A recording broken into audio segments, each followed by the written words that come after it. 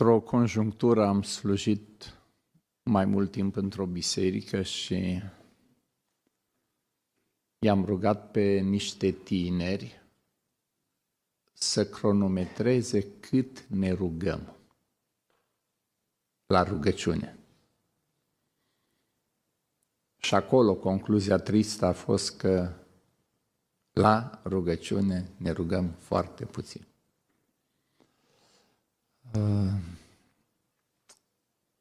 O să încerc în seara aceasta să vă dau câteva motive de rugăciune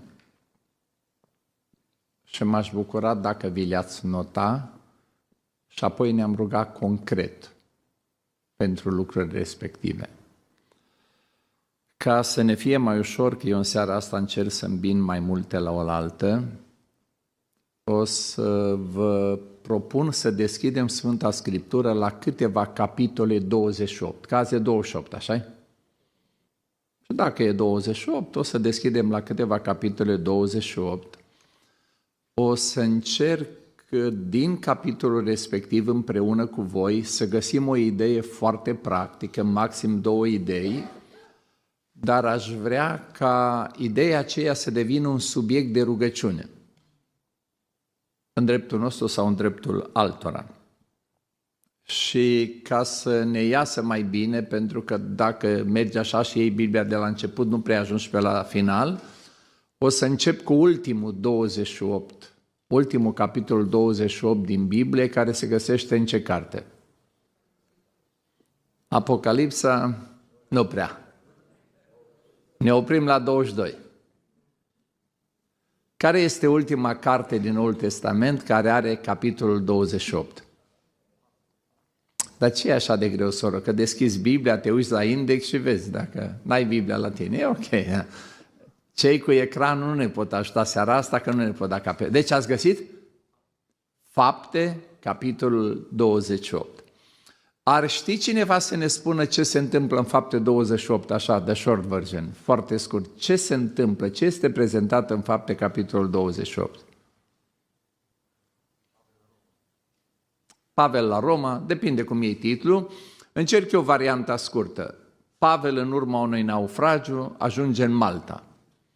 Acolo sunt primiți bine de barbari, ei vor sta acolo 3 luni de zile și întrebarea mea, vă aduceți aminte ce face 3 luni de zile în Malta? În afară de plajă și... Ce credeți că face? Predică Evanghelia. N-ai cum, la Apostolul Pavel e clar că Apostolul Pavel predică Evanghelia, indiferent cum îi deschide Domnul și se predice Evanghelia, el îl prezintă pe Hristos. De acolo din Malta pleacă la Roma. Și ce credeți că face Pavel la Roma? Predică Evanghelia. Îi cheamă, el este încarcerat acolo, dar într-o casă cu chirie și cheamă la el pe evrei și îl prezintă pe Domnul Iisus Hristos din Scripturi. De fapt, n-am spus nimic nou, că după asta, dacă mă gândesc la viața apostolului Pavel, înțeleg așa, din momentul în care s-a pocăit, începând din Damasc, el ce a făcut? L-a prezentat pe Iisus Hristos cel viu. Dacă s-a dus în sinagogă l-a prezentat pe Hristos cel viu. Când s-a dus în piață, indiferent în ce ora s-a dus, ce a făcut Pavel? L-a prezentat pe Hristos cel viu. Când a fost întemnițat și a ajuns la tribunal, ce a făcut el în fața celor de acolo? L-a prezentat pe Hristos cel viu. Când merge cu corabia înspre Roma și se oprește undeva, cu oamenii îl prezintă pe Iisus Hristos. Când se întâlnește cu un grup de femei undeva pe malul apei, îl prezintă pe Domnul Iisus Hristos. În corabie, în mijlocul naufragiului, știți ce spune oamenilor? Îl prezintă pe Hristos cel viu. Și acum întrebarea mea este următoarea, foarte directă, că eu așa îmi place să fiu. Ai învățat să-L prezinți pe Hristos oriunde ai fi?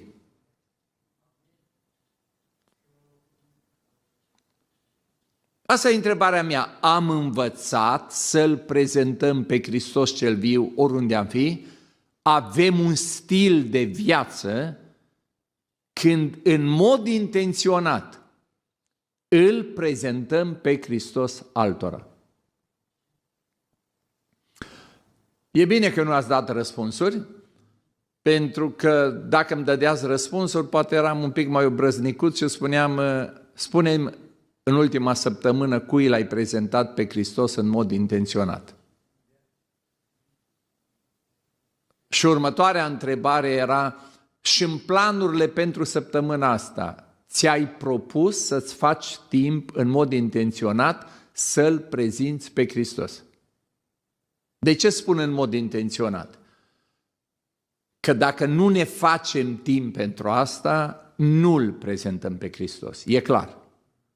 Noi mâncăm pentru că ne facem timp să mâncăm. Dormim pentru că ne facem timp să dormim. Nici nu o să mă uit la surori, dar o să vă spun vouă, fraților, mergem shopping pentru că ne facem timp să mergem acolo. Vă duceți în România pentru că vă faceți timp, vă duceți în vacanță pentru că vă faceți timp, toate le facem pentru că ne facem timp. Nu există ideea, n-avem timp. Nu, noi avem timp. Dar timpul acesta îl împărțim și ce este legat mai tare de inima noastră apare acolo. Apostolul Pavel a învățat un lucru, că împletea corturi, că era pe mare, că era acuzat, el spunea, eu trebuie să-L prezint pe Hristos. Nu aceasta este datoria noastră. Nu pentru aceasta am fost lăsați pe pământ. Eu aș vrea să cecuim în dreptul nostru, nu dacă sunteți de acord cu mine, că chiar nu mă încântă să fiți de acord cu mine. Eu le-am spus odată în biserică, am citit multe chestii tragice din Biblie și le mai și spunea în biserică. Știți la un moment dat ce spuneau oamenii și apoi spune Dumnezeu despre un profet. Vă las să-l găsiți voi acasă, o să fii atent. Ei vin la tine, te ascultă, vorbesc de tine frumos, te laudă și nu fac nimic din ce le spui. Și am zis, frați și surori, mai bine vorbiți-mă de rău și împliniți cuvântul. Decât tot să mă aplaudați cu tare și nu faceți nimic, mai bine... Asta este întrebarea mea. Și acum, pentru că știți, s-o dat peste cap și întâlnirea cu familiile și celelalte, dar există o altă întâlnire și Dumnezeu este în control, haideți să aplicăm asta și la viața de familie. I-am învățat pe ai noștri să-L proclame pe Hristos întotdeauna. Îi ajutăm pe ai noștri, prin exemplu și învățătură, să-L proclame pe Hristos în fiecare situație. Să știți că atunci când mintea ne este acolo, vom găsi soluții. Experiența mea este următoarea.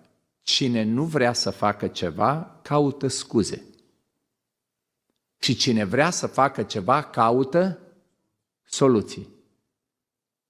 Pavel, dacă vorbim de corabie, de Malta, era în niște suferințe mari de tot. Și teoretic ar fi trebuit să se gândească numai la el. Când ni se oferă în fața judecătorului, mai ales că vine un evreu de-a lui să-l asculte și spune, mă socotesc fericit, împărate Agripa, că tu le ai cu evreii și am cu cine vorbi. Probabil noi, dacă am fi fost în locul lui și să spuneam, spune-le la ăștia că nu-s derbedeu, că e treaba bună să mă lase liber. Și el îl prezintă pe Hristos. Dar tot se prind că îl prezintă pe Hristos, că până la urmă îi zice, Pavele, tu pe bune, tu ai vrea să ne predăm chiar acum? Și Pavel zice, it would be nice. Adică dacă v-ați preda acum chiar ați câștiga, dar dacă nu vă predați acum, fie mai devreme, fie mai târziu, să dea Domnul, să faceți lucrul acesta. Întrebarea, am învățat, indiferent unde am fi, să-L prezentăm pe Hristos cel viu. Iar dacă vrem să-i ajutăm pe cei din familiile noastre cu ceva, îi învățăm, îi ajutăm să-L prezinte pe Iisus Hristos. Știți de ce? Există o promisiune în Biblie. Noi ne gândim la multe promisiuni, unele au de-a face cu noi, altele, dar nu mai intrăm în asta. Există o promisiune clară în Biblie. Cine mă va mărturisi pe mine în generația lui, îl voi mărturisi și eu? Și ați vrea să zică Domnul ceva dincolo bun despre noi? Bun. Haideți să ne o luăm, v-am spus ca evrei o citim, Matei 28. Poate cineva să ne spună ce este în Matei 28? Cum? Trimiterea. Fiecare ne uităm ce este. Capitolul vorbește despre învierea Domnului Iisus Hristos și apoi felul în care se relaționează cel viu cu femeile, cu soldații, cu ucenicii și toate astea. Să vă spun ceva foarte interesant din capitolul acesta, ce n-am privit până acum în felul acesta. Știți cum începe capitolul? Un mare cutremur de pământ. O piatră mare dată la o parte, rostogolită. Un înger care stă pe ea. Arată cine este, da? Strălucire, lumină. Și toate astea fac ca soldații să pice la pământ ca niște morți și femeile să fie îngrozite. Ce este aici? Puterea lui Dumnezeu. Capitolul începe cu puterea lui Dumnezeu față de o categorie de oameni și capitolul se sfârșește cu puterea lui Dumnezeu în viața altor oameni. Ați observat care e diferența? E același Dumnezeu, e aceeași putere, dar în prima parte a capitolului puterea lui Dumnezeu îngrozește, trântește la pământ, pedepsește. Puterea lui Dumnezeu scutură. Și în a doua parte, puterea lui Dumnezeu trimite, puterea lui Dumnezeu echipează, puterea lui Dumnezeu dă succes. Toată puterea mi-a fost dată în cer și pe pământ, în puterea aceasta duceți-vă și faceți. Și ce se întâmplă? Eu voi fi cu voi. După ce v-am descris puterea lui Dumnezeu în două faze, bănuiesc că știți care e întrebarea. Te-ai decis cum vrei să cunoști puterea lui Dumnezeu? Ascultați, puterea lui Dumnezeu o vom cunoaște toți.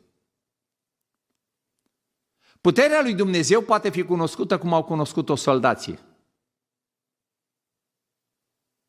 Să fim trântiți la pământ. Să fim zdrobiți. Nu mă refer la viața asta. Nu mă refer nici la tir care intră, nici la... Că aici puterea lui Dumnezeu e să te salveze, nu? Știți unde mă gândesc eu că oamenii vor descoperi puterea lui Dumnezeu? Cei mai mulți, știți unde? Mântuitorul spunea să nu vă temeți de cei ce ucid trupul și apoi nu mai pot face nimic. Dar Domnul continuă, ci temeți-vă de acela care poate trimite și trupul și sufletul în iad. Cine este acela? Domnul Iisus Hristos. Corect.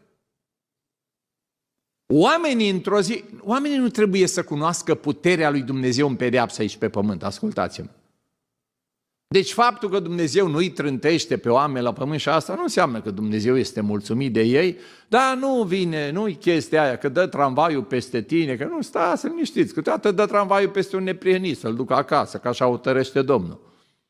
Că Dumnezeu este stăpân și Dumnezeu ne duce acasă când vrea El și cum vrea El. Și ascultați, să nu ne treacă prin cap să punem etichete când auzim că cineva a murit într-un anume fel.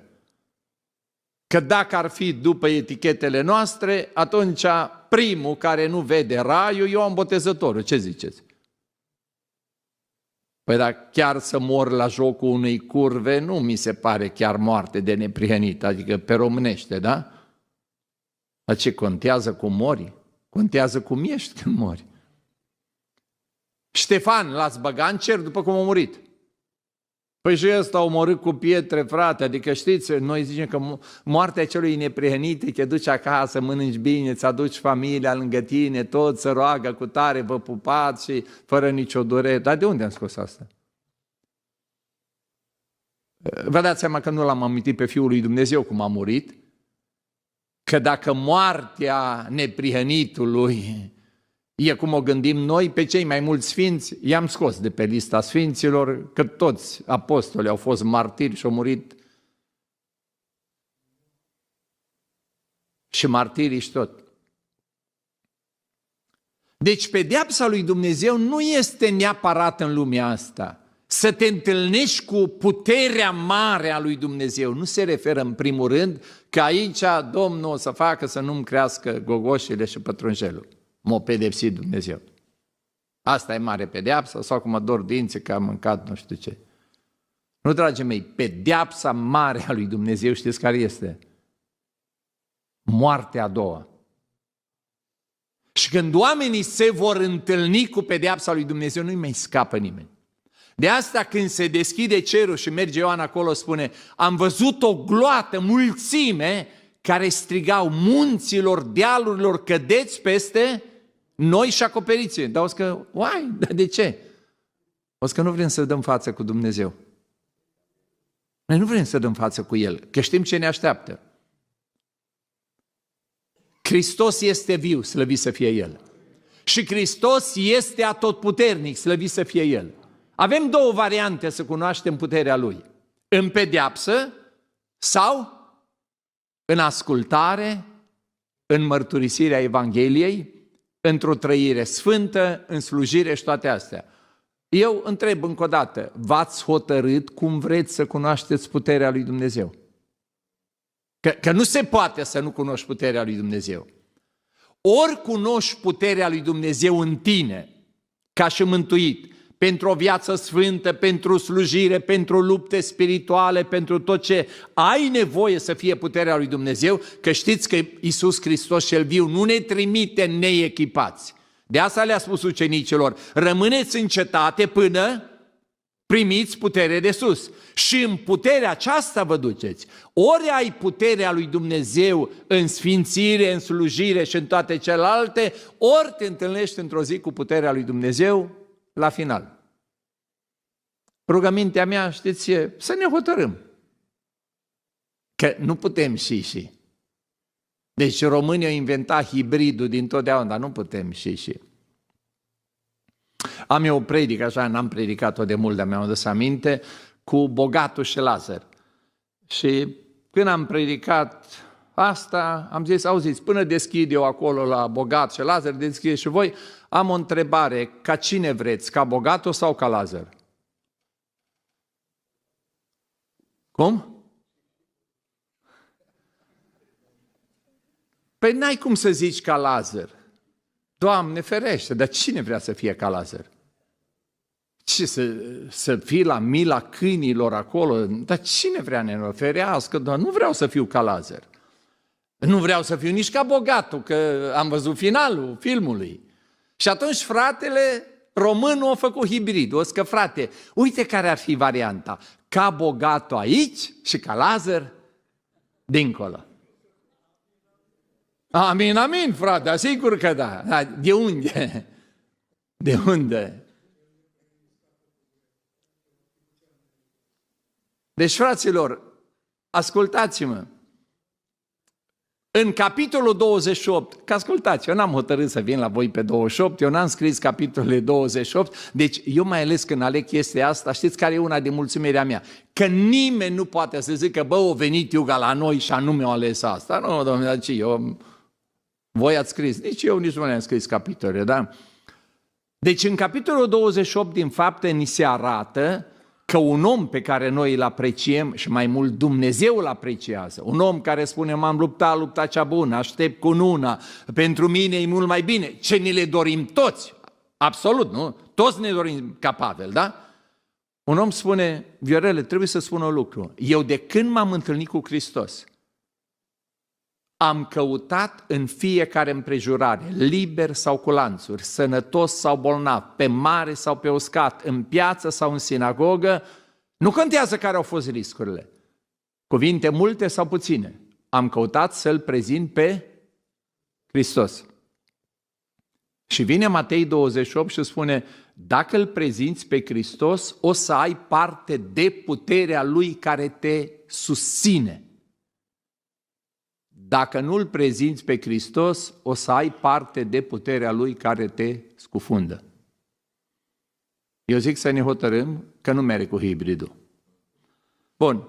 Și acum cum o aplicăm la viața de familie? Păi exact cum o aplicăm la noi. Îi ajuți pe cei din familie să știe cum să folosească puterea lui Dumnezeu. Vedeți, când ne creștem copiii, noi nu putem să nu vorbim de puterea lui Dumnezeu. Dar putem să spunem așa: copile, tu dacă trăiești un anume stil de viață, o să ai parte de puterea lui Dumnezeu în felul acesta. Dacă trăiești un alt stil de viață, tot cu Dumnezeu Atotputernic te întâlnești. Nu o să-ți placă. Știți că Pavel, din dragoste, că fraților, chiar vrem să-L întărâtăm pe Dumnezeu la gelozie, adică ne punem noi mușchii cu El? Intrăm în Vechiul Testament. Care e ultima carte din Vechiul Testament cu capitolul 28? Ezechiel, super! Asta înseamnă să vă uitați din timp și să mă ajutați. Despre ce-i vorba în Ezechiel? Acum, până citiți voi, să vă spun la ce mă gândesc eu și vă înțeleg cumva. Dintr-un punct de vedere, pentru mine e atât de simplu să le spun pe astea. De ce? Pentru că în ultimii 50 de ani cam citesc Biblia și am citit-o și astăzi, uitându-mă la fiecare capitol. Și pentru mine e așa de simplu cumva că am imaginea de ansamblu, scot o idee, dar m-am gândit, băi, Ferele, dacă unii nu o citi recent pe acolo, le dai niște dureri de cap. Și atunci cumva încercăm așa să ne aducem aminte. Ezechiel 28, înainte de a pune întrebarea, acolo e vorba despre împăratul Tirului. Nu Tirul ăsta, știți, așa, Tirul ăla, da. Și, de fapt, care este ideea acolo? Dumnezeu i-a dat înțelepciune, Dumnezeu i-a dat frumusețe cu toate. Și ăsta știți ce a făcut? După ce i-a dat Dumnezeu înțelepciune și toate i-au mers bine, i s-a urcat la cap. Și au crezut că el e mare și tare. Și vine capitolul 28, și asta este de fapt varianta scurtă. În capitolul 28 Dumnezeu spune: pentru că te-ai umplut de mândrie, pentru că ai crezut că tu ai devenit un fel de Dumnezeu și pentru că faci toate astea, acum o să te smeresc eu cum nu te-o sperit nimeni niciodată. Din pricina mândriei tale o să intervin eu cu pedeapsa mea pentru mândrie. Așa că atunci când am citit capitolul acesta a fost atât de ușor să-mi pun întrebarea: am învățat să rămân smerit. Să știți că uneori nu-i greu să începi smerit. Mai ales că Domnul nu disprețuiește începuturile slabe și când e slab, e cumva destul de normal să-ți dai seama că e slab. Uitați-vă la împăratul Saul. Când dispune profetul: te-a ales Dumnezeu împărat. Știi, eu zic, are you kidding? Că, Dom'le, noi suntem cea mai slabă familie. Avem și noi acolo vreo 3 măgărițe pe care le-am pierdut, și adică I am nobody. Și tu îmi spui că sunt împăratul lui Israel. Și nici nu a vrut să meargă acolo. Ăsta nu s-a înghesuit la ordinare. Era planificată ziua ordinării și ăștia nu-l găseau cu GPS-ul, știi? El era ascuns între castroane și pe nu știu unde prin bucătărie. Nu, îl găsește, îl aduce acolo. De unde știu toate astea? Știți de unde știu? De la Dumnezeu. Că la un moment dat Dumnezeu spune așa: când erai mic în ochii tăi. Și omul ăsta a început foarte smerit. Și când au venit bodyguards și au zis: bă, vezi că ăstea tu vorbi de rău, pognește-le. Că Saul se făcea că nu. Băi, lasă-i, mă, mila Domnului. Și da, îți pui mintea cu ei. Hai să-L binecuvântăm pe Domnul, să fim oameni serioși. Încep foarte smerit. Și unde au ajuns? Alții n-au început smerit.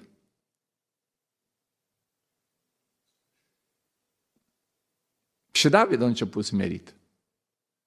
Și apoi a crezut că îi se cuvine. Dacă vă uitați în Obadia, știți care e problema lui Dumnezeu cu Edomul? Mândria Edomului.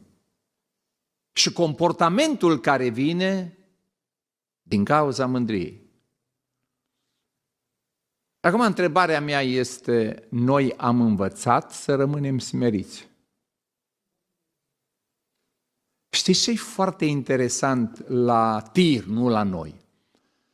Că după ce a început smerit, dar cu înțelepciunea lui Dumnezeu și cu binecuvântarea lui Dumnezeu, a devenit foarte, foarte bogat și foarte, foarte popular.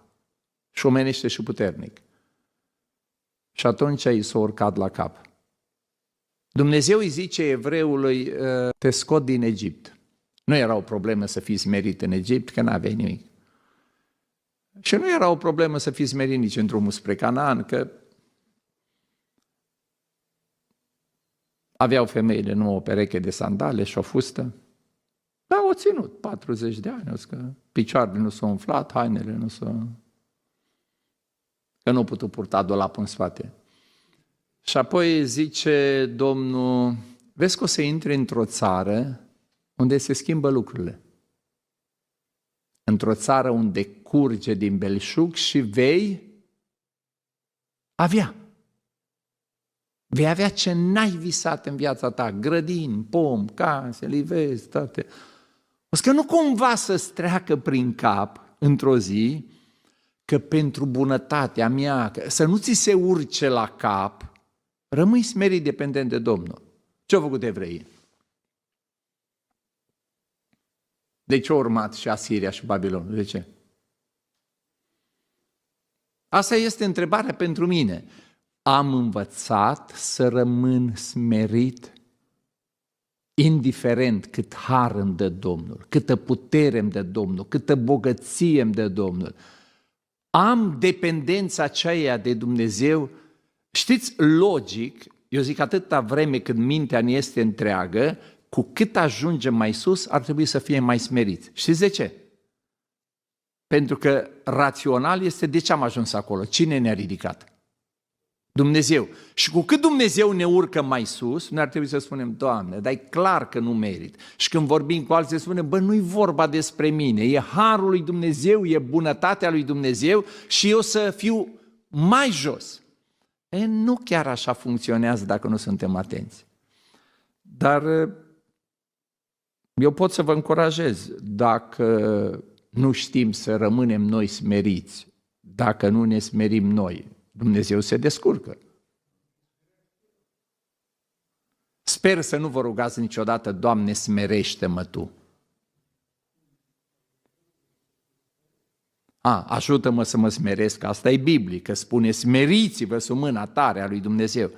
Dar vedeți cum se leagă pentru mine lucrurile astea interesante, cum e Biblia, vorbind de cărți diferite, scrise, oameni diferiți, în epoci diferite, plec de la Pavel care îl mărturisea mereu pe Hristos și știu că trebuie să fac asta, vine Matei și îmi spune în același capitol, dacă îl mărturisești pe Hristos, vei avea parte de puterea lui Dumnezeu, dacă nu vezi concurci, și vine Ezechiel și spune, dacă în lucrarea aceasta, când Dumnezeu te binecuvintează, rămâi smerit, vei avea har. Dacă nu, o să simți puterea lui Dumnezeu, da? Cum te coboară. Cum o aplicăm pentru familie? Foarte simplu. Știm să învățăm pe ai noștri să rămână smeriți. Creștem copii, creștem nepoți, da? Și sfaturile pot fi, bă, nu te lași la nimeni, bă. Tu ești de-a lui Iuga, bă, nu-ți suflă nimeni. Ce, bă, cu tu așa, să spui, bă, rămâi smerit. Mamă, da, bă, stai liniștit. Da, auzi, lasă-L pe Dumnezeu să facă dreptate. Doar știi că răzbunarea a Domnului. Dacă ai un bărbat din ăsta mai turbo, da? Bă, rămâi liniștit în mâna Domnului. Vezi că îi vin niște gărgăuni la cap, că nu spui, Ioane, stai liniștit, e lucrarea lui Dumnezeu. Nu pot să zic că nevestele pot să fie mândre, dar nu. De asta îmi zic că bărbații și nevestele. Cât de important ar fi să-i ajutăm pe ei noștri, prin educație, prin exemplu, să rămână smeriți înaintea Domnului. Celor smeriți ce face? Le dă har. Și când le dă har, ce trebuie să facă? Să devină mai smeriți. Apostolul Pavel este omul care le îmbină atât de frumos. El a primit har peste har și Hristos ne-a dus har peste har. Și Apostolul Pavel, vorbind deschis, spune: fraților, hai să fiu deschis cu voi. Am lucrat mai mult decât toți. Că stați liniștiți. Prin harul lui Dumnezeu. Dumnezeu mi-a dat har și eu l-am folosit, da? Am învățat să fim smeriți. Următoarea carte ar fi Ieremia 28. Am vrut să o sar. Azi că n-are rost să vă zic, pentru că aici nici nu știu dacă să fac aplicația la noi, la vorbitori, sau la voi, la ascultători. Câți vorbitori suntem pe aici? Vorbitori. Mamă, ce smeriți sunteți, dar numai 3 ați vorbit seara asta. Da. Poate că o aplic și la vorbitori, că se ține de noi. Da, normal că noi vorbitori o aplicăm la voi. V-ați prins un pic despre ce-i vorba în Ieremia 28. O să vă spun eu. E o chestie la biserică. La biserică este Ieremia cu poporul adunat la biserică, la templul lui Dumnezeu. Ieremia primește din partea lui Dumnezeu, dacă o să vedeți contextul politic era foarte urât, venea armata înspre ei și înspre toată zona și Ieremia are harul ăsta să aibă mesaje foarte interesante, din astea de plesnit așa. Și Domnul îi spune lui Ieremia: că îți faci un jug și acum te duci, că au zis că a venit o delegație de la toți împărații din jur și te duci la toți emisarii ăștia cu jugul pe tine și le spui: așa vorbește Domnul, spune la șefii tăi, vă predați împăratului care vine să vă cucerească dacă vreți să rămâneți în viață, dacă nu, mirosiți florile de la rădăcină. Și îți dai seama, vin la tine toți ăștia în casa ta și tu le spui: bă băieți, ascultă ce a spus Dumnezeul meu, că e Dumnezeul meu, voi sunteți cu pământ, Dumnezeul meu care spune adevărul, dacă nu vă predați la ruși, ați terminat-o. Le spui tu. Și capac, la final zice: da, ăsta e mesajul. Și pentru țara noastră, ne predăm, rămânem în viață, trădătorul, bă, nu mai ești pe de mine, ce tu ești? Sigur l-o plăti rușii, să zică, da? Ei, în contextul ăsta, Ieremia, săracul ce să facă? El trebuie să spună ce zice Domnul. Știți de ce? Că el a învățat o lecție la început. Cum pe el Domnul l-a chemat tânăr, el a început să-i tremure un pic nădragii și Domnul a spus că: Ieremia, că vreau să spun ceva. În caz că vrei să tremuri, ce pot face eu? Că eu mă pricep și eu pot și să te întăresc și să te fac să tremuri. Ieremia a zis: dacă mă scutură Dumnezeu, nu mă scoate nimeni. Dacă mă scutură ăștia, mă scoate Dumnezeu. Smart. Și eu zic că nu, mai bine. Dar oricum acum știi, el acolo te duce, le spui la toți ăștia. Când Ieremia era în situația asta, vine un vorbitor, ca să nu-i zic altfel, dar era VIP, adică era numit. Și începe el: așa vorbește Domnul. În 2 ani de zile, totul e reabilitat, noi așa, templu, poporul vine din robie care e dus, uneltele care au fost luate de aici, toate vin așa. Știți de ce o spune asta în fața lui Ieremia?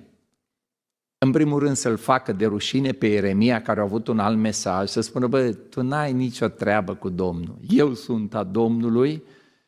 Și normal, un popor care era în gheara morții, cam ce credeți că voia să audă? Ce-o zis Ieremia sau ce zicea ăsta? Și ăsta a zis: în 2 ani de zile zburăm, make America great again. Da, mai repede, da? Bun. M-am uitat la Ieremia săracul, știi, după ce ăsta zice așa. Știți surprinzător ce zice Ieremia? Că amin. Așa să dea Domnul să se întâmple. Păi, dar eu nu vreau să scap de toate astea, voi credeți că mie îmi place, nu-mi plac nici mesajele, nu-mi place nici durerea, să dea Domnul exact cum ai zis tu să se întâmple. Numai Ieremia zice, știi că noi cunoaștem un profet, dacă se împlinește sau nu, prorocia. Ăsta prinde și curaj, știi că Ieremia nu s-a legat de el și merge și rupe jugul lui Ieremia, așa rupe Dumnezeu. Și Ieremia lasă jugul și pleacă acasă. Teoretic ar fi trebuit să aștepți 2 ani să vezi dacă l-au zis și au zis sau nu au zis bine, dar nu trebuia să aștepți. Și când ajunge acasă, Domnul îi zice lui Ieremia, da, de ce nu i-ai zis nimic? Păi știe Ieremia, poate că da, Doamne, dar și eu aș vrea să se întâmple. Numai că se întâmple mai repede, dar de ce? Și mie îmi place. Și Domnul spune, te duci înapoi și îi spui lui în public că e proroc mincinos, că n-are nimic de a face cu Dumnezeu și îi spui finalul, tu ai rupt un jug de lemn. Acum, Dumnezeu pune unul de fier. Iar în ce te privește pe tine, n-a pus tu 2 ani. O să că anul ăsta ai lipit-o. Știți cât a trecut? Mai puțin de 2 luni de zile. Și eu cântat fanfara la ăla. Ei, bun, acum întrebarea este, ce treabă avem noi cu asta? Vă spun eu ce treabă avem noi cu asta. Noi ascultăm de oamenii lui Dumnezeu sau de mesageri falși? Asta este întrebarea foarte mare pentru generația noastră. Ascultăm de oamenii lui Dumnezeu sau ascultăm de oameni falși? Acum bănuiesc că în America știu că e mai slab internetul, dar totuși mai ascultați și voi câte ceva pe internet, nu? Bine, mă refer din astea duhovnicești, nu TikTok-uri lumești, dar nu o să vă ocupați voi cu din astea, da? Și n-ați auzit lucruri pe care nu le-ați auzit în viața voastră. Și ți se oprește ceasul câteodată, ce auzi de că la câte unul și altul, știi? O venit, stăteam la un frate, eu zic că să-l ascult pe ăla, zic, ți-ai pierdut vremea tu cu el, dar tu crezi că mi-o pierd și eu? Păi ce ascultă-l ce zici? Dar zic, nu mă interesează. Eu n-am timp să ascult toate prostii, eu n-am timp să citesc Biblia destul și toate astea, mai ales că tu... Eram undeva, eu mai am obicei așa când mă duc pe drumuri, mă mai opresc la o pauză, intru într-o familie, fac o rugăciune, intru la o familie în vârstă și o găsesc pe sora, că îi știam de mult. Și de multe ori în România, acum televizorul pornit, ori Speranța TV, ori Credo TV, ori Alfa, Omega, adică bătrânii... Nu, mergea televizorul, ce faci, sora Maria? Uite, mai sta, mă mai târâi pe aici, mai ascult, o că... Dar frate păstor, o că mai nou, o că ascult la televizor, nimic din ce am știut toată viața nu mai e valabil. Acum o că tăti pe dos, tot ce am știut eu că e bine, o că acum nu e valabil. Am zis că, soră, stânge televizorul și rămâi cu Iisus. Da? Bun, întrebarea este, eu nu zic că tot ce e pe net e rău, n-am vrut să spun asta. Întrebarea este, găsim și bun și rău. Și cum discernem? Cum discernem? După fapte, după caracter? Da, dumneata te interesezi cine e ăla ce vorbește pe acolo? Dacă vorbește plăcut, ce te interesează? Că e derbedeu? Nimeni nu știe din ce biserică, nimeni nu știe cu tare, mă, are multe vizualizări și like-uri. Acum, dacă ne referim la primii creștini, dacă ne referim la Pavel, ei din Scripturi îi lămureau pe oameni. Mă întreabă acum recent un frate, da frate, băi frate, să-ți intre în cap următorul lucru, Dumnezeu nu folosește păcat pentru împlinirea planului său și nu folosește păcătoși. Deci dacă Dumnezeu ar vrea să folosească, atunci mai bine i-ar folosi pe draci, că ăștia ar spune adevărul 100%. Că și în timpul Domnului Iisus, o draci, o că tu ești Sfântul lui Israel, tu ești Fiul lui Dumnezeu. Și Iisus o că tăceți din gură. Păi dar noi spunem că dar n-am nevoie de voi, că eu am oameni plini de Duhul Sfânt care să vorbească, nu trebuie să vorbească dracii, să-mi spună Evanghelia, da? Întrebarea este, ne-am hotărât să ascultăm de robul lui Dumnezeu, care teoretic poate veni cu jugul și să spună nu scăpăm, fraților, și dacă ne pocăim de data asta, nu scăpăm, factura tot o plătim. Și vine altul și spune, băi, povești nemuritoare, Dumnezeu e bun, îndelung răbdător, nu putem noi păcătui cât poate ierta El și ei tot felul de versete din Biblie și că ăștia le aveau. Noi ne-am hotărât de cine vrem să ascultăm. Acum, doar atât să vă spun că, sigur, nu avem toate detaliile. Ieremia avea o viață demonstrată în trăire cu Dumnezeu și în umblare cu Dumnezeu. Și-a părut ăsta că era viral, da? Păi nu-ți dă de gândit când un om al lui Dumnezeu o viață, o sta lângă Scriptură, ți-o zis adevărul, o trăit cuvântul și așa de ușor abandonezi? Bun, n-ar trebui să mă mire că, spunem, vremurile din urmă, oamenii vor învățături după poftele lor, iar învățăturile după poftele lor vin de la învățători după poftele lor. Sigur că întrebarea mai grea este, i-ați învățat pe ai voștri să discearnă între oameni care spun așa vorbește Domnul că stupeiști și oameni care spun așa vorbește Domnul pentru că sunt trimiși. Bine, cam greu, adică dacă nu ne descurcăm noi, cum o să ne învățăm copiii să discearnă?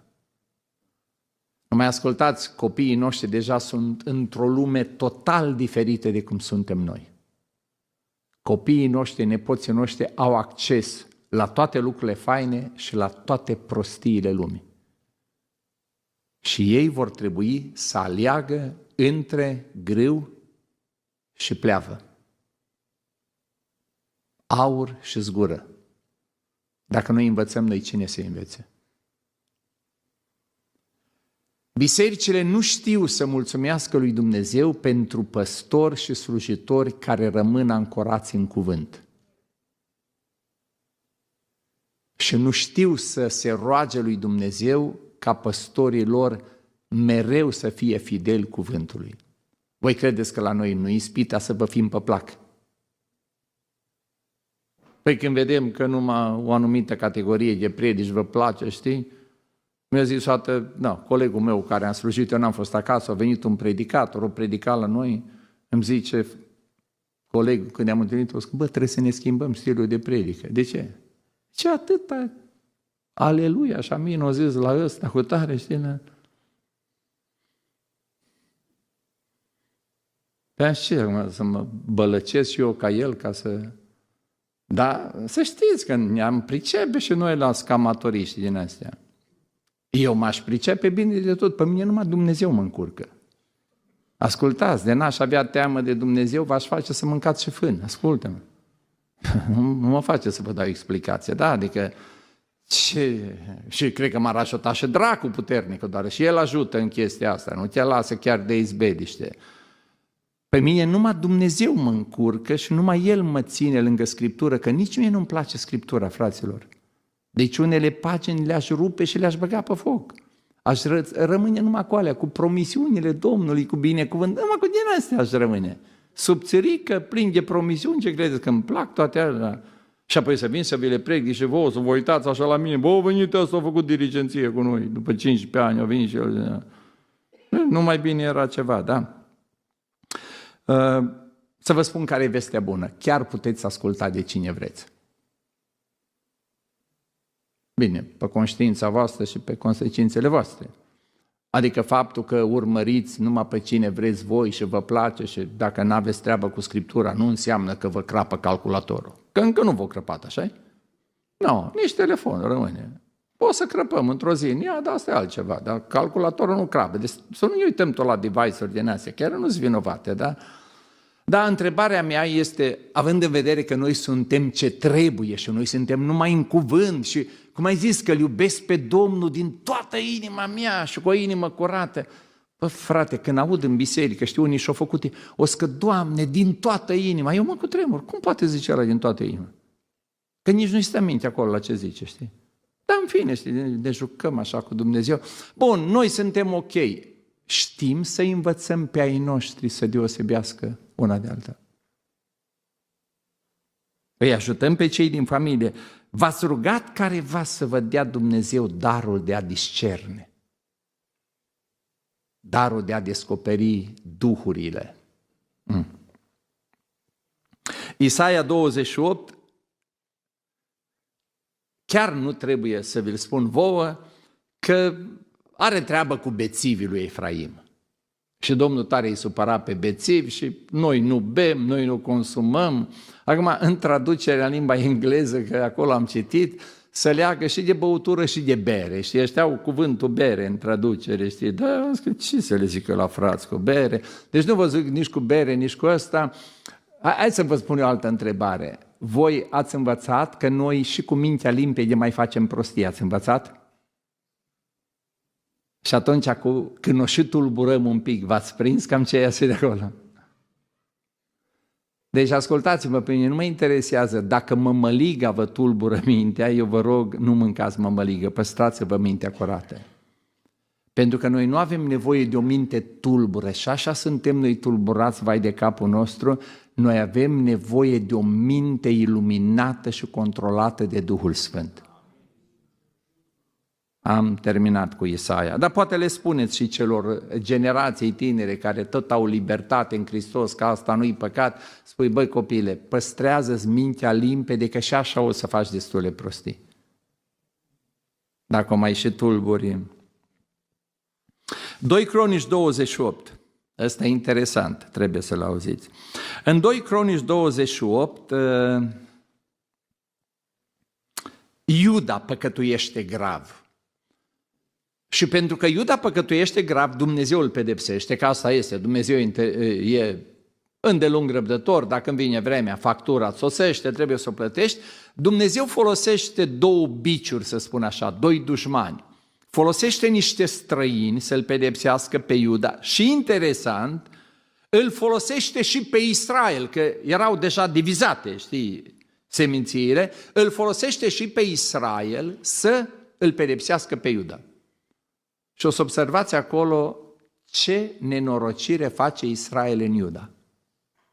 Omoară într-o zi, prăpăd face în armata lui Iuda, apoi prind, pentru că Dumnezeu o băga groaza în ăștia, apoi iau foarte mulți prizonieri, vai de capul lor, dezbrăcați, desculți tot, și să-i aducă la Samaria, nu știu ce să facă cu ei, să-i exploateze ce și cum. Și când se apropie acolo ei victorioși, iese un om al lui Dumnezeu în față și zice, auzi, ei au greșit și Dumnezeu i-a pedepsit și ne-a folosit și pe noi să-i pedepsim. Dar de ce i-ai pedepsit cu atâta cruzime? De ce ați fost atât de răi în a împlini lucrarea lui Dumnezeu? Teoretic, Dumnezeu i-a pedepsit și e lucrarea lui Dumnezeu de pedeapsă. Știți că exact același lucru îi va reproșa mai târziu Dumnezeu și lui Nebucadnețar? O să spun, băi, eu te-am trimis să-i pedepsești. Dar tu,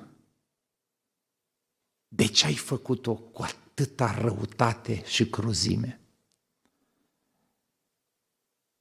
Sigur, dacă v-aș ruga să vă rugați ceva, dacă v-aș da un sfat, știți ce v-aș îndemna să vă rugați? Doamne, nu mă folosi niciodată pentru pedeapsa cuiva. Adică dacă vrei să pedepsești prin cineva, nu mă alege pe mine. Alege-l pe altul, dar nu mă alege pe mine să pedepsesc. În cazul în care Dumnezeu prin tine vrea cumva să pedepsească, întrebarea mea este, ai învățat să aplici pedeapsa Domnului cu iubirea lui Isus? Am învățat să aplicăm pedeapsa Domnului cu iubirea lui Isus. Știu că am predicat toate din Romani 1 despre mânia lui Dumnezeu, că n-ai cum să nu vorbești despre mânia lui Dumnezeu, că este în Biblie, da? Dar unul din punctele din predici care mi-aduc aminte, nu știu alelalte, ce am mai zis eu, mai știu așa, a fost ăsta: nu predica mânia lui Dumnezeu cu nervii tăi. Deci, bă, frate, când unul primește câte un verset, să zicem că îl primește de la Domnul, de la Doamna, nu știu de aceea, dar să zicem că de la Domnul. Când el primește un verset din ăsta de a ne biciui, bă, frate, ies ochii ca la broscoi, îi se umplă venele așa și ne-ar strânge de gât. Păi așa credeți că a vorbit Hristos despre mânia lui Dumnezeu? Ascultați-mă, Hristos a vorbit despre iad mai mult ca oricine. Dar știți cum îl văd pe Hristos? Când vorbea despre pedeapsă, știți ce făcea? Nu făcea spume la gură, nu? Ăștia îndrăciți făceau spume la gură. Hristos plângea și cu lacrimi în ochi spunea: Ierusalime, Ierusalime. Știu că unii spuneți: frate, dacă nu o zis, vai de voi, cărturari și farisei, de ce l-ai filmat tu? Așa a zis Iisus? Arată-mi și mie filmul să văd de ce zici că o strigat Iisus și îi s-o umfla venele.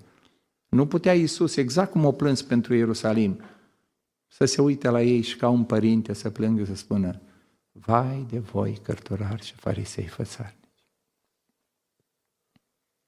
Cum o striga la Iuda când o vândut? Cum o strigat? Nu o strigat. Știți ce a spus Iuda? Prietene, în halul ăsta ce-a adus Satana, să-mi vinzi cu o sărutare. Mă rog lui Dumnezeu să nu mă folosească niciodată pentru pedeapsă. Sigur că Dumnezeu îmi dă și mesaje care poate sunt un pic mai dure, dar știți ce aș vrea să vadă oamenii? Iar dacă nu văd oamenii, măcar să vadă Tatăl, că e inima mea, că și când vorbesc de dreptatea, sfințenia și pedeapsa lui Dumnezeu, am în suflet iubirea lui Iisus. Și nu m-aș bucura ca pedeapsa să se împlinească, ci știți ce m-aș bucura? Ca oamenii care aud de pedeapsă să se întristeze și întristarea să ducă la pocăință și să mă ferească Domnul să am nervii lui Iona, că dacă o zis Domnul că e frige, de ce nu e fript?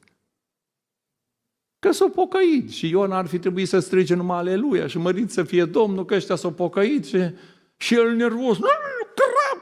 De ce? Am mai făcut de cacao.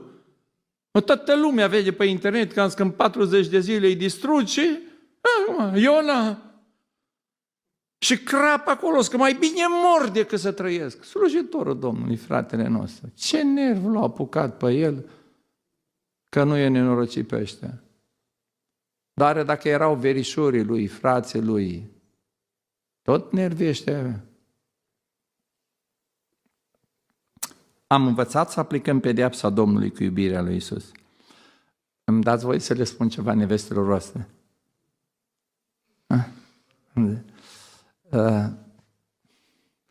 Bărbații trebuie pedepsiți. Trebuie, că nu-s convins asta, dar cu iubirea lui Iisus. Ok? Adică cum ați vrea să vă pedepsească Iisus pe voi? E ok? Să fie așa, fair. Dacă vreți Iisus să dea cu voi de pereți, dați cu ei de pereți. Dacă vreți ceva. V-am zis asta vouă că să atenți ei și știe că le-am zis-o lor. 1 Cronici 28. Mai sărim, frate, lasă că nu poți, că sunt multe, da, în 1 Cronici 28. Nu, că eu trebuie să le spun astea, să le aud eu, că toate de astăzi sunt proaspete, de după masă, să știți, și pe mine mă surprinde, asta cumva vreau să le spun oamenilor. Le spuneam acum, într-o seară, la o biserică, eu am crescut cu o imagine în minte, Cartea de Cântări. Aveam Cartea de Cântări, nu știu, 780, 870, nu mai știu, de cântări, și știți ce mi-a rămas mie în minte ca și copil? Cartea de Cântări avea așa un mic fascicol negru și încolo toate foile erau albe. Și la ce concluzie am ajuns? Că noi numai pe alea le cântam, știi? Și dacă numai alea 30, tot le învârteai toată duminica, acolo s-o murdărit, s-o negrit, s-o rupt și încolo cartea era ca nouă, știi? Am senzația că așa e de multe ori Biblia, fraților. Noi găsim 2-3 psalmi care ne plac, 2-3 cu tare și încolo nu avem treabă la unele și dacă am dar fi lipite paginile.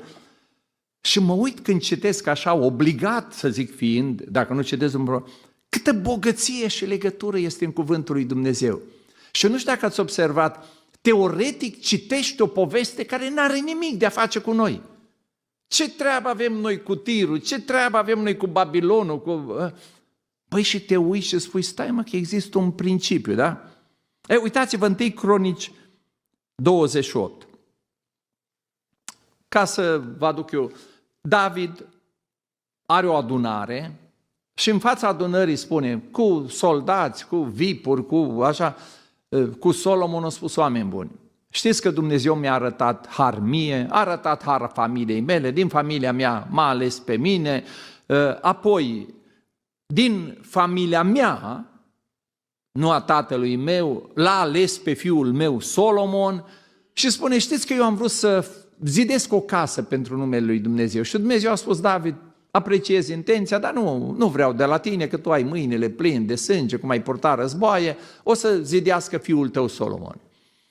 Și am spus eu de mai multe ori, ce apreciez la David foarte mult, că în loc să zic că nu, am lucrat o viață întreagă, Domnul mă lasă la pensie și acum îmi iau nevasta, adică nu știu care din ele sau pe toate și mă duc în Hawaii și eu știu pe unde mergeți voi, în cruz sau ceva, el zice, deci eu n-am voie să zidesc templu, dar cine? Copilul meu zidește templu, da?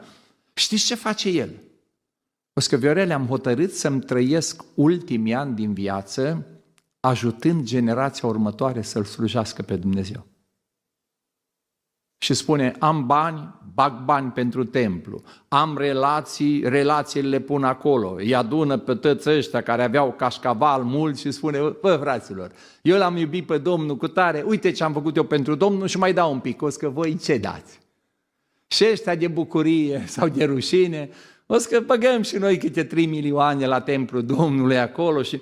Deci ăsta îi lasă lui Solomon un cașcaval mare, îi lasă planuri, toate. Adică nu-i de mirare că Solomon a făcut templul ăla repede. A făcut repede că, ca la puzzle, cam toate erau pregătite, Solomon nu m-a trebuit să le copciolească una pe alta. Dar, ascultați-mă, nu asta face prima dată. Deci dacă nu ești atent când citești pasajele acestea din Biblie, cumva e, frate Iuga, deci noi trebuie să facem ceva pentru copiii noștri și nepoții noștri să-L slujească pe Dumnezeu. Și noi români avem o chestie faină. Noi le-am făcut biserici, clădiri, nu? E plătită așa asta. Deci copiii și nepoții voștri n-au nicio treabă, așa? Numai să le placă să o zugrăvească. Instrumentele lăsați ceva? Microfoane, trompete, cutare. De ce-i practic ar trebui doar să vină și să-L slujească pe Domnul? Foarte greșit. Înainte de a face David toate astea materiale, care sunt foarte importante, și eu le spun tine, bă, apreciați pe ăștia că au făcut toate chestiile astea, nu trebuie să vă chinuiți voi. Înainte de asta, David a făcut altceva. Înainte de a spune tot ce a făcut materialul, Solomon, te-a ales Dumnezeu pe tine, citiți capitolul. O să fii om. Umblă înaintea lui Dumnezeu fără prihană.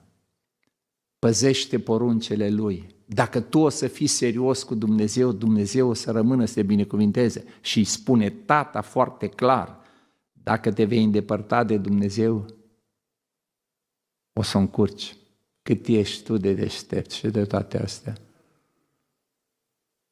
Și m-am trezit cum așa am spus, băi, ăsta înainte de a-i lăsa bărci, case, minuni, cutare pentru el și toate generațiile, ce-a făcut? S-a ocupat de latura spirituală. L-a învățat care e relația corectă cu Dumnezeu. Am zis, wow, exact așa facem și noi românii. Noi ce le lăsăm copiilor noștri? Noi le lăsăm ceva? Normal că le lăsăm, dar nu le ducem cu noi. Și acum deschis cu voi, că nu eu am scris 1 Cronici 28, nici eu n-am fixat astăzi 28. Eu cred că mulți dintre voi, din punct de vedere material, aveți ce lăsa copiilor. Alta e frământarea mea, aia cu partea spirituală. Dacă zici, frate Eugen, i-ai dat o idee, înainte de a pune casa pe el și mașina și barca pe el, îi țin o predică de 30 de minute, mai lungă ca a lui David și spune, eu îți dau, tu să-ți bagi mințile în cap să fii aproape de Domnul, înseamnă că n-ai înțeles nimic. David nu a început să-l învețe pe Solomon în ziua aia. David și-a dat seama că a gafat.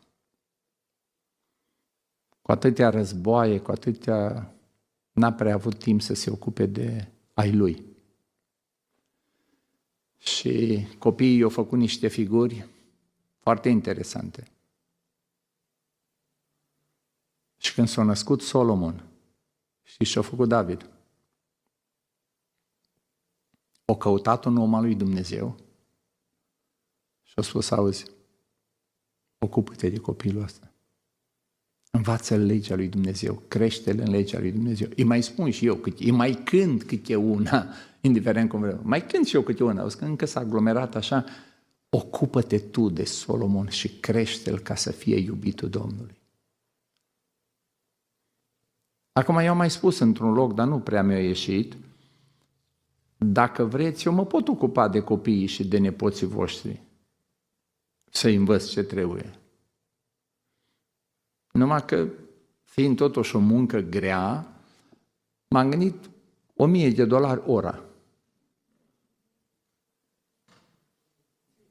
Puțin, așa-i frate. Păi dacă îi învăț limba cerului și relația corectă cu Dumnezeu, e puțin, dar nu am zis că să fiu smerit, știi, ca să nu cad la mândrie, $1,000. Dacă și frate, nu-ți dăm $1,000, dar nici nu vreau, învățați voi. Că doar eu, oricum nu-i pot, învățați voi. Nu vreți pe mine, căutați un alt om al lui Dumnezeu, dar nu trebuie să căutați. Învățați voi. Ascultați-mă. Noi putem să le lăsăm toate materialele pentru templu și de 3 ori cât templu. Dacă relația lor cu Dumnezeu nu-i ce trebuie,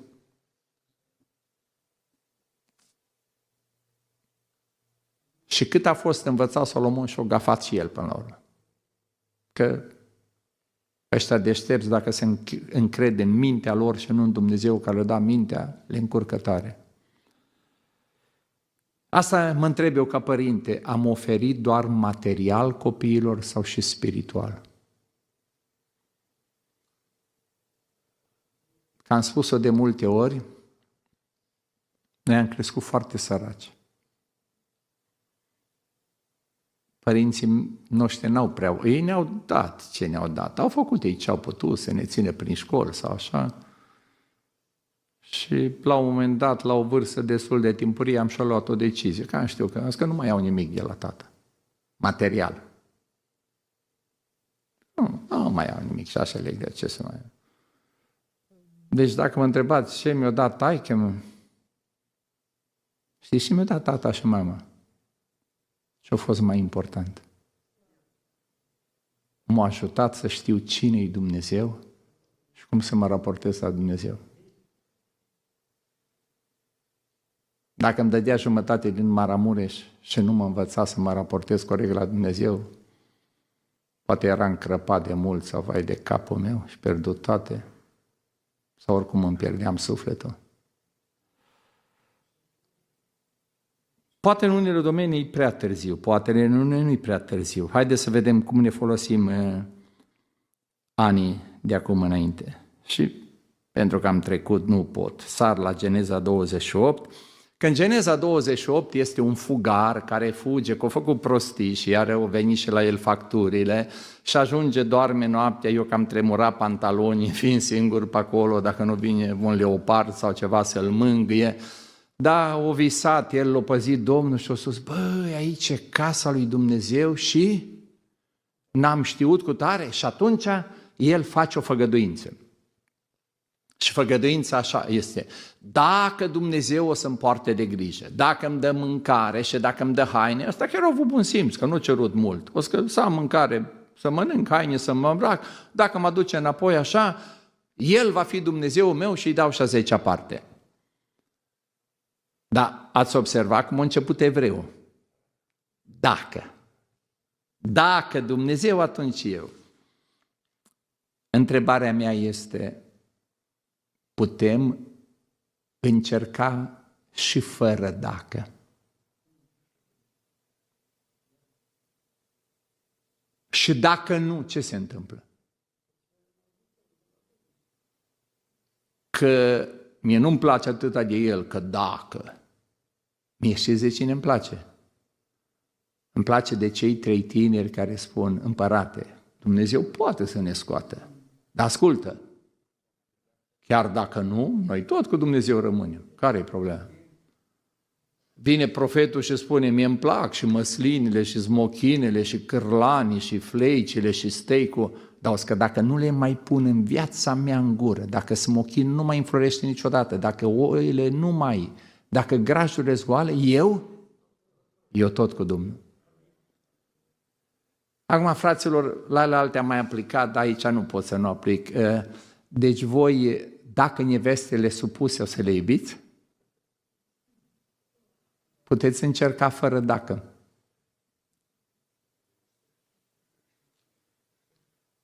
Spui, frate, și dacă nu supuse, noi ce facem? Tot le iubim. De ce?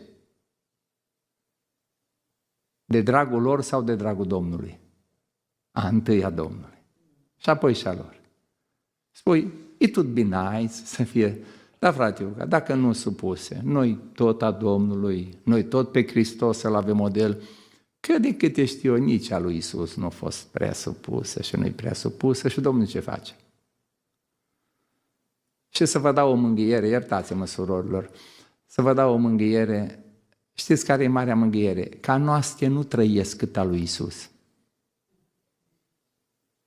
Iisus de 2000 de ani o rabdă și o iubește. Noi, 80 de ani, 90 de ani, piece of cake. Da? Voi, surorilor, nu gândiți așa. Dacă mă iubește, o să-L ascult și o să respect. Ați gândit vreodată așa? Ați putea încerca și fără dacă. Să spui, Doamne, frumos ar fi dacă. Dar ascultă-mă. Și dacă nu, eu, de dragul Tău, cu puterea Ta, pentru împărăția Ta, o să fac ce pot, cât mă ajustă.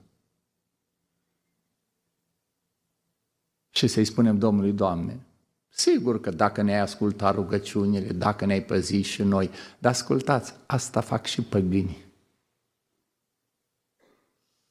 Oricine, dacă primește și are avantaje, știe să zică mersi. Creștinii nu fac doar dacă. Creștinii fac și dacă nu. Pentru că Iisus Hristos n-a zis, Tată, dacă ăștia o să fie cuminți, dacă o să mă respecte, dacă o să mă primească, dacă așa, eu mă duc la ei. Și dacă se comportă frumos, eu îi rab, dar dacă nu, nu. Hristos a venit știind că mulți nu o să facem. El a făcut-o de dragul Tatălui. Poate că din tot ce v-am spus, facem subiecte de rugăciune. Nu știu dacă le-ați ținut minte. Poate ați ținut minte ceva care se potrivește mai mult altuia, ca aia ține minte. După ce o să stăm înaintea Domnului și o să spunem ce considerăm noi că trebuie să-i spunem, mai am 2 rugăminți. Mulțumiți lui Dumnezeu pentru tot binele pe care îl aveți, material mă refer, și rugați-vă pentru frații și surorile noștri săraci în lume. Rugați-vă pentru cine vreți, de dragul meu menționați și Cuba. Noi suntem implicați în Cuba din 2013. Eu am crescut în sărăcie, în comunism, dar ce vedem acolo nu se compară cu ce am trăit noi. Acolo nu e vorba că o suferă o națiune este în dezastru. Și oricât s-ar supăra unii dacă vor să interpreteze, ascultați, cubanezii nu sunt puturoși, cubanezii nu sunt proști. Cubanezii sunt oameni harnici, oameni intelectuali, medici, profesori, farmaciști, ce vreți voi. Sistemul ăla nenorocit îi ține pe toți că n-au ce mânca. Sper să trimitem și de aici containere cu mâncare în Cuba. Sper să ne ajute Dumnezeu. Am trimis din România, am trimis din Canada, mai încercăm să... Dumnezeu face minuni. Câte minuni am văzut în lucrarea aceasta când te implici în planul lui Dumnezeu. Dumnezeu lucrează cu minuni, slăvit să fie El. Rugați-vă și pentru noi și pentru ei și apoi să mulțumim lui Dumnezeu pentru pace și libertate. Și să ne rugăm lui Dumnezeu pentru toți frații noștri care sunt persecutați, prigoniți în lume. Haideți să ne ridicăm la rugăciune și ne rugăm cu încredere.